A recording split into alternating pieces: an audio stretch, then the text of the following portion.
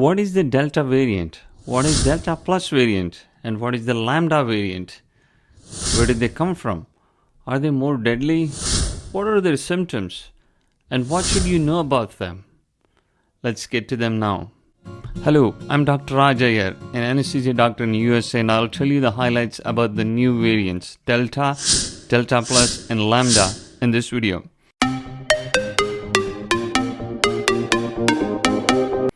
Delta is the name for the B.1.617.2 variant, first isolated in December of 2020.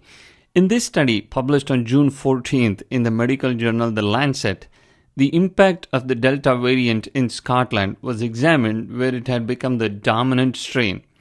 The researchers found that the risk of hospitalization from COVID-19 was almost 2 times more for patients infected with Delta variant compared with people infected with the Alpha variant. Based on information from UK, where more than 90% of cases are due to Delta variant, it seems like cough and loss of smell are less common than the original variant.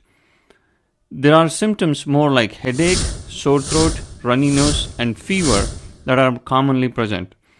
Delta variant seems to be affecting children more. Cases involving Delta have been confirmed in approximately 100 countries and all 50 states in the USA. The variant is especially risky in those parts of the country with low vaccination rates.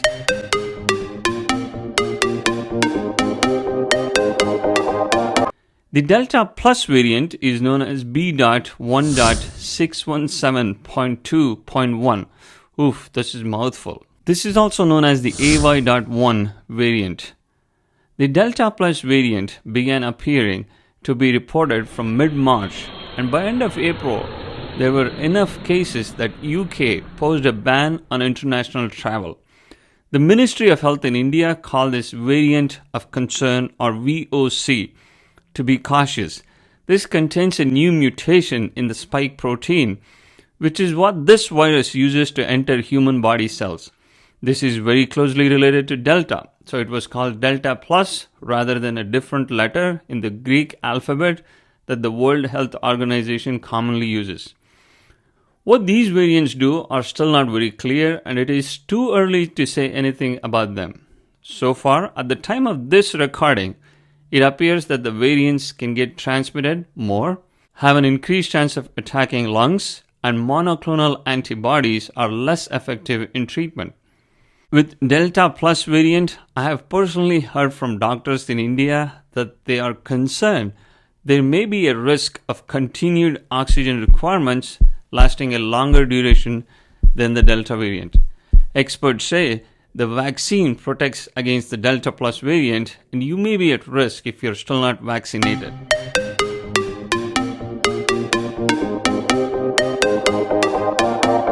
The Lambda variant was initially denoted as C.37. It was first detected in December of 2020 and was only named recently by WHO as Lambda on 14th June 2021. The Lambda variant has been detected in approximately 30 countries, and if you're interested, Wikipedia has the latest numbers based on the country when the last reported case was present. Well, this is a research from Chile that you see on the screen. This is a preprint, meaning this has not gone through the rigorous peer review process yet, so this may still be preliminary and may change. The researchers say that mutations present in the spike protein of the Lambda variant may cause increase in infectivity and may escape from neutralizing antibodies from the vaccine used in Chile called CoronaVac. There are so many discussions about pharmaceutical lobby, politics, and all kinds of things. Keeping those things aside, here's the good news. Whichever the variant is, and whatever the discussion is, coming from a pure science point of view, vaccination has been found to be helpful for all these 3 variants. So if you're not vaccinated, do consider vaccination. If you found any value with this, do hit the like button and share so other people can get educated about this.